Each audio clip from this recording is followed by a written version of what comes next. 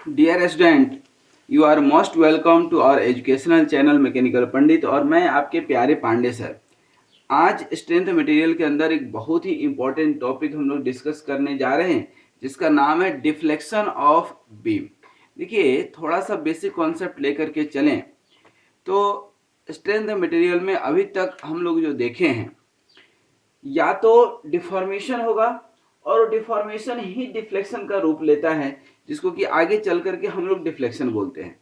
ध्यान दीजिए कि जैसे यहाँ पर कोई बीम है, सपोज कीजिए कि एक सिंपली सपोर्टेड बीम है। बीम हम लोग काफ़ी कुछ पढ़ चुके हैं, और यहाँ पर आपने इसको क्या कर दिया, लोड लगा दिया। जैसे ही लोड लगाएंगे तो ये मूव करके बीम क्या हो जाएगा, नीचे आ जाएगा, क्योंकि नीचे को तो कोई सपोर्ट है नहीं।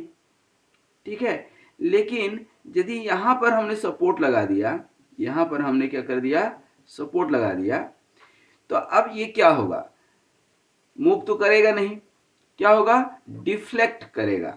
ठीक उसी तरह से जैसे कोई यहाँ पर बॉडी है, ठीक है, अब यहाँ पर आप जो है फोर्स लगाएंगे, ध्यान से समझिएगा। ये फोर्स लगाने के चलते ये क्या होगा, मूव करेगा। ये क्या होगा, मूव करेगा, यहाँ पर आ जाएगा। लेकिन एट द सेम टाइम यदि इसको हमने फिक्स कर दिया, अब आप फोर्स लगाएंगे तो आगे तो मूव करेगा नहीं। आगे नहीं मूव करेगा तो ये क्या होगा, कंप्रेस हो जाएगा। कब, जब दोनों साइड से हम फोर्स लगा दें, इस साइड और इस साइड, तो ये क्या होगा, कंप्रेस हो जाएगा। तो इसको हम लोग बोलते हैं डिफॉर्मेशन। लेकिन यहाँ पर बीम क्या होगा कि जैसे ही आप फोर्स लगाएंगे, it will deflect like this. अच्छा, बीम का हम लोग काफ़ी सारा कॉन्सेप्ट पढ़ चुके हैं बेंडिंग स्ट्रेसेस में। ये आपका जो है क्या है, बीम है, और बीम का ये हो गया एक्सिस। और बीम के एक्सिस में हमने बताया था कि this is the neutral axis, neutral layer, और यही न्यूट्रल लेयर यहाँ पर आ गया। ठीक है, फिर से इसको हम समझ लें कि जैसे कोई बीम है, ठीक है ना, ध्यान दीजिएगा, कोई बीम है, तो जैसे ही उस बीम के ऊपर आपने डिफ्लेक्ट किया तो ये ऐसे टिल्ट हो गया। ठीक है, अब ऐसे जैसे ही टिल्ट हुआ, इसका ये एक्सिस होगा। अब इसको न्यूट्रल एक्सिस क्यों बोलते हैं, क्योंकि ध्यान दीजिए यहाँ पर ये जो ऊपर वाले फाइबर्स हैं, इसको हम मानकर चलते हैं कि नंबर ऑफ फाइबर से मिल करके बने हैं, लेयर से, नंबर ऑफ लेयर से। ठीक है, अब ये लेयर में, ये जो ऊपर में है, ये लेयर क्या होगा, अंडर कंप्रेशन होगा कि नहीं। यहाँ पर क्या होगा, कंप्रेशन, और ये बाहर में क्या होगा, टेंसाइल, टेंशन। अब यहाँ पर ये कंप्रेशन हुआ, और यहाँ पर क्या हुआ, टेंशन। टेंशन में क्या होगा, इलोंगेशन, फाइबर में क्या होगा, इलोंगेशन। और इधर क्या हो गया, compressive, compression, compression that means की कंप्रेसिव। अब कंप्रेसिव को यदि हम मान लीजिए पॉजिटिव लेते हैं, तो इलोंगेशन या टेंसाइल को क्या लेना पड़ेगा, निगेटिव लेना पड़ेगा। तो ये पॉजिटिव से निगेटिव हुआ तो ऑटोमेटिक तो हो नहीं गया ना, इसमें क्या आया, एक कहीं ना कहीं जीरो तो आएगा, तभी तो positive. That means the neutral axis या न्यूट्रल लेयर हम कह लें, तो neutral layer does not participate in the bending. That means neither goes in compression nor goes in elongation, total length remains same. ठीक है ना, that is the basic concept of beam. अब आगे बढ़े हम लोग, ठीक है ना। अब यहाँ पर ये थोड़ा सा वीडियो लंबा जाएगा, लेकिन कॉन्सेप्चुअल है, ध्यान से समझिएगा। अब यहाँ पर इस बेंडिंग के लिए हमने एक इक्वेशन बताया था आपको, m upon I equal to sigma upon Y equal to E by R. ठीक है ना, ये इक्वेशन था हमारा। इसी इक्वेशन से आज हम लोग रिलेशन भी इस्टेब्लिश करेंगे, स्लोप का, डिफ्लेक्शन का, रेडियस ऑफ कर्वेचर का। अब ध्यान दीजिएगा, ये जो है आपने इक्वेशन इस्टेब्लिश किया था, इक्वेशन इस्टेब्लिश करें उसके पहले हम देखें कि ये जो डिफ्लेक्ट हुआ है तो कैसे डिफ्लेक्ट हुआ है। ध्यान दीजिएगा थोड़ा सा, ऐसे कुछ डिफ्लेक्ट हुआ है। बीम का ये पहले एक्चुअल पोजीशन था क्या, सीधा स्ट्रेट, लेकिन अब ऐसे हो गया। पहले तो ये ऐसे रहा होगा, अब ये डिफ्लेक्ट हुआ तो ये क्या है, एक जो है यहाँ तो सपोर्ट है आपका, सिंपली सपोर्टेड की बात कर रहे हैं, ये सपोर्ट हुआ। और ये जो है यहाँ से अपने एक्चुअल एक्सिस से, ठीक है ना, यहाँ डिफ्लेक्ट हुआ एक्चुअल एक्सिस से, यहाँ पर ये आ गया। ठीक है ना, दैट मीन्स कि ये ए है, ये बी है और ये सी मान लीजिए, तो ये सी डैश पे आ गया। ये सी डैश जो है एक्चुअली क्या है, डिफ्लेक्शन, जिसको हम इंडिकेट करेंगे डेल्टा से या ये वाई से, ठीक ना। दैट मीन्स ये जो है that is the deflection Y equal to delta, ठीक है। अब दूसरा कॉन्सेप्ट समझिए कि ये जब आर्क के रूप में आएगा तो कहीं ना कहीं इसका एक सेंटर ऑफ कर्वेचर बनेगा, radius of curvature, that means कि सेंटर सर्कुलर आर्क का शेप है कि नहीं, तो ये जो है क्या हो गया, radius of curvature. That means कि इस सेंटर से ये भी डिस्टेंस, सभी डिस्टेंस क्या होंगे, सेम होंगे। और इसी से तो आपने बेंडिंग इक्वेशन निकाला था, क्या, M upon I equal to sigma B upon Y equal to E by R, ये आपने इक्वेशन निकाला था, जहां पर कि एम क्या है, एम क्या है दोस्तों, बेंडिंग मोमेंट, ठीक है। आई क्या है, moment of inertia, sigma B या सिग्मा क्या है, बेंडिंग स्ट्रेस, और वाई क्या है, distance of outer fibre from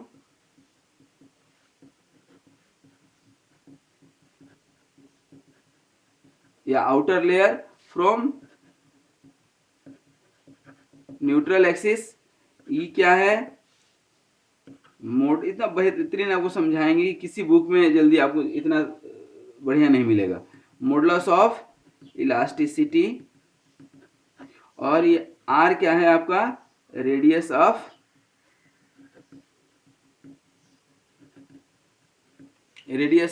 curvature. यही चीजें जो है यहाँ पर आपको हमने बता दिया, ठीक है। अब यहाँ पर थोड़ा सा ध्यान दीजिएगा, और ये हमेशा ध्यान दीजिएगा, कई बार बच्चे पूछते रहते हैं कि सर ये तो डक्टाइल होगा, अरे भाई इलास्टिक मटेरियल है तभी तो जो है ये शेप लिया है, फिर आप लोड हटाएंगे तो it will regain its original shape, there is no any kind of issue, ठीक है। तो अब देखिए basically the amount of deflection, अब ये डिफ्लेक्शन है, और कोई भी बीम हो तो beam is being designed bye either it's stiffness and strength. Beam में, ठीक है ना, बीम का दो पार्ट है, पहला आपका स्ट्रेंथ होना चाहिए अच्छी खासी, और दूसरा होना चाहिए स्टिफनेस। अब स्ट्रेंथ और स्ट्रेस तो हम लोग काफ़ी पढ़ चुके हैं। स्टिफनेस की बात करें तो stiffness is basically load per unit deflection होता है। क्या होता है, load per unit deflection. That means कि आप ज़्यादा से ज़्यादा लोड लगाएं, ज़्यादा से ज़्यादा लोड लगाएं और कम से कम डिफ्लेक्शन हो, ठीक ना। डिफ्लेक्शन ज़्यादा नहीं होना चाहिए, कम से कम होना चाहिए, तो स्टिफनेस ज़्यादा होगी। डिफ्लेक्शन जितना कम होगा उतना ही स्टिफनेस ज़्यादा होगी। अच्छा, बीम के हर पॉइंट पर डिफ्लेक्शन अलग अलग होगा, ध्यान दीजिए। लोड भी अलग अलग होगा, लोड कहाँ लगा रहे हैं, मान लीजिए यहाँ लगा रहे हैं, ठीक ना, या यूडीएल है, यूडीएल होने के बावजूद भी डिफ्लेक्शन जो है यहाँ पर कुछ अलग होगा, यहाँ कुछ अलग होगा, यहाँ कुछ अलग होगा, यहाँ कुछ अलग हुआ, सभी जगह डिफ्लेक्शन अलग अलग होता है, ठीक है। Amount of deflection basically depends upon its cross section and bending moment, ये भी आप लिख लीजिए। द अमाउंट ऑफ, यदि हम लिखें the amount of deflection depends upon, the amount of deflection depends upon the cross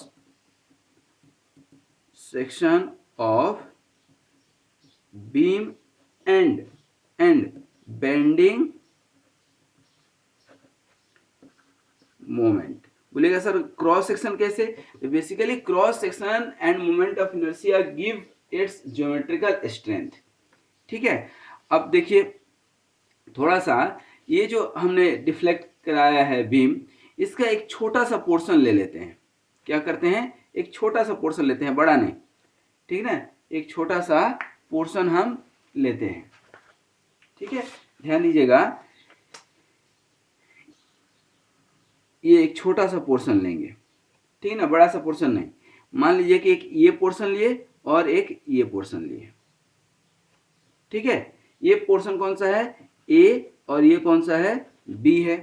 इससे यदि हम एक जो है उसमें तोड़ने की इसको कोशिश करें, किसमें, ये आपका एक्स एक्सिस, ये वाई एक्सिस, ठीक है ना। और इस पे यदि एंगल आप देंगे, एंगल देंगे तो आपको एक चीज देखने मिलेगा, उसी चीज को मैं थोड़ा हाईलाइट करना चाहता हूं। देखिए यहाँ पर यही है ना, इससे टेंजेंट यदि आप खींचेंगे तो ये टेंजेंट लगभग यहाँ पर आ रहा है, देखिए यहाँ पर, और इसका टेंजेंट कहाँ पर आएगा, ठीक है। तो यहाँ पर यदि एंगल अल्फा है सपोज कीजिए, तो यहाँ पर क्या होगा, यहाँ डिफ्लेक्शन, दैट मीन्स की स्लोप क्या होगा, यही स्लोप है। और स्लोप मतलब क्या, इस एक्सिस से कितना डिग्री पे है, यहाँ से कहीं भी टेंजेंट आप खींचिए, यहाँ से टेंजेंट खींचिए, ये देखिए, और इस न्यूट्रल एक्सिस से कितना एंगल बना है, यही तो स्लोप है। और ये डिफ्लेक्शन है, और रेडियस ऑफ कर्वेचर हमने बता ही दिया। स्लोप समझ गए, किसी भी पॉइंट पर टेंजेंट खींचना है और इधर पीछे एक्सटेंड करना है, जहां ये न्यूट्रल एक्सिस, जैसे इधर हमको करना होगा, या इस पॉइंट पे हमें चाहिए, इस पॉइंट पे हम क्या करेंगे, टेंजेंट ड्रॉ करेंगे, और फिर यहाँ देख लेंगे एंगल कितना है। एंगल तो हमेशा न्यूट्रल एक्सिस से ही निकलेगा, ठीक है। अब यहाँ पर ये अल्फा, तो यहाँ पर क्या हो गया, अल्फा प्लस डी अल्फा, थोड़ा सा बढ़ गया। और इसका जो है यहाँ पर क्या होगा, centre of curvature, centre of curvature, that means कि इसको हम ए से भी मिला दें और इसको हम जो है बी से भी मिला दें। और ये रेडियस ऑफ कर्वेचर आर, ये भी रेडियस ऑफ कर्वेचर। ये अल्फा और अल्फा प्लस डी अल्फा किसके चलते हुआ, इसके चलते हुआ, तो ये कितना हो गया आपका, डी अल्फा, हो गया कि नहीं। और ये डिस्टेंस है, ये डिस्टेंस चूंकि है बहुत छोटा, ठीक ना, तो इसको हम थोड़ा सा ऐसे कर सकते हैं, इसको थोड़ा सा आप ध्यान दीजिए, इसको हम ऐसे ट्रेंगुलर टाइप से कर सकते हैं, ठीक है। ये डिस्टेंस जो है ए से लेकर के, और ये क्रॉस सेक्शन ओ मान लीजिए, तो यहां से यहां तक का डिस्टेंस कितना है, ये क्या है, डी एक्स। और यहां से यहां तक का ये डिस्टेंस कितना हो गया, D Y, D X and D Y. आ रही बात समझ में, क्या, D X and D Y. तो ये D X and D Y जो है, D X and D Y. अब यहाँ पर ट्रेंगल देखिए ए सी बी, बहुत ध्यान से, इस फिगर से ही सारा काम होना है, ठीक है। तो ध्यान दीजिएगा, ट्रेंगल ए सी बी दिख रहा है, ट्रेंगल ए सी बी कितना है, डी अल्फा, है कि नहीं। डी एस जो है शॉर्ट लेंथ, ये जो है ए से बी का लेंथ है, ए से B length of beam, shorter length of the beam, ठीक है। तो डी एस यदि आप निकालेंगे इसको, ठीक है ना, तो क्या होगा, R into D alpha, R D alpha होगा कि नहीं। और D S upon D alpha क्या हो जाएगा, आर, या D alpha upon D S कर दे तो क्या हो जाएगा, 1/r होगा। D alpha upon D S क्या हो जाएगा, 1/r। ये इक्वेशन नंबर 1 मान लीजिए, ये क्या हो गया, equation number 1, D alpha upon D S निकल गया। अब यहाँ पर थोड़ा सा अब ध्यान देना है, ये फिगर आपके सामने होना चाहिए। ए ओ बी ट्रेंगल पे देखेंगे, from triangle A O B, ये वाला ए ओ बी से, ठीक है। तो ये एंगल क्या है, अल्फा है, तो ये भी क्या होगा आपका, अल्फा होगा कि नहीं, अल्फा होगा। तो यहाँ पर निकालेंगे आप टेन अल्फा, टेन अल्फा, तो क्या हो जाएगा, perpendicular upon base, that means कि डी वाई अपन क्या, डी एक्स। चूंकि अल्फा का अमाउंट जो है, अल्फा खुद बहुत छोटा है, if alpha is very small, ठीक है ना, तो alpha equal to D Y by D X, ठीक है। अब डी ये हो गया, इसको यदि हम निकालें D alpha upon D x, एक बार डिफ्रेंशिएट करें तो क्या हो जाएगा, D square Y upon D X square, ये इक्वेशन नंबर 2 मानते हैं हम।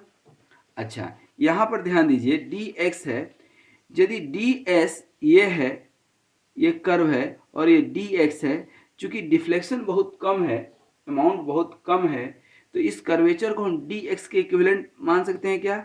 Late D X equal to D S, तो क्या हो जाएगा? D alpha upon D X equal to 1/r, यही इक्वेशन नंबर 1। यहाँ पर आप चाहे तो लिख लें, since D S is very small, तो हॉरिजॉन्टल डिस्टेंस इसको हम एज्यूम कर सकते हैं और करते आए हैं, कई बार किए हैं। तो ये इक्वेशन 1 और इक्वेशन 2 देखिए, ठीक है ना? देखिए तो फ्रॉम इक्वेशन 1 क्या है? D alpha by D X equal to 1/r, D alpha by D X equal to 1/r, ये क्या था? इक्वेशन 1। हम क्या लिख सकते हैं? फ्रॉम इक्वेशन 1 एंड 2 क्या हो जाएगा? ये D alpha by D X दोनों साइड है, तो ये क्या हो जाएगा? 1/r equal to D square Y upon D X square, ये इक्वेशन 1 निकल गया। 3, 1 और 2 की शादी हुई तो तीसरा निकल करके आ गया। अब देखिए यहाँ पर equation from bending equation,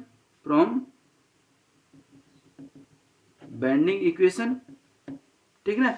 bending equation क्या है आपका? बेंडिंग इक्वेशन क्या है? M upon I equal to sigma upon Y equal to E by are.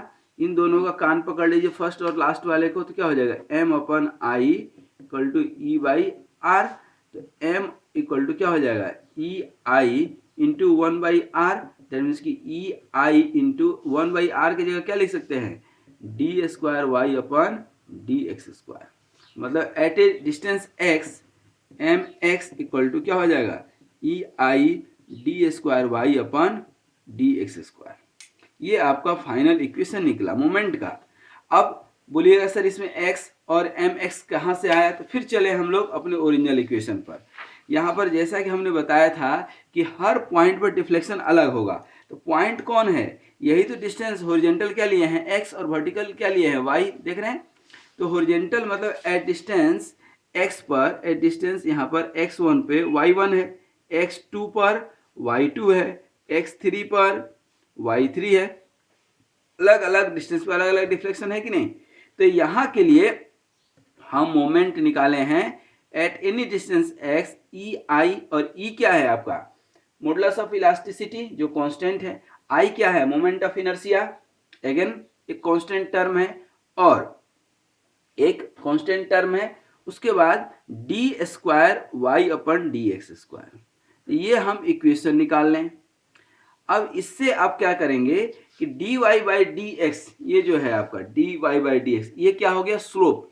किसी भी पॉइंट पर D Y by D X निकाल लीजिए, इस पॉइंट पर D Y by D X, तो स्लोप हो जाएगा। D Y by D X कैसे निकालेंगे आप?